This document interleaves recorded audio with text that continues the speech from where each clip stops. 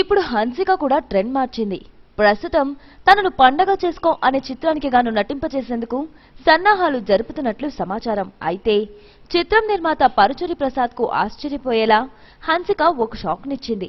తాను చేయబోయే ఈ సినిమాకు 1 కోటి పారితోషికం కావాల్సిందిగా తాను డిమాండ్ చేసిందట. సాధారణంగా సౌత్ కథానాయికలు 50 లక్షల వరకు భారీ మొత్తాన్ని తీసుకుంటారని తెలుసు.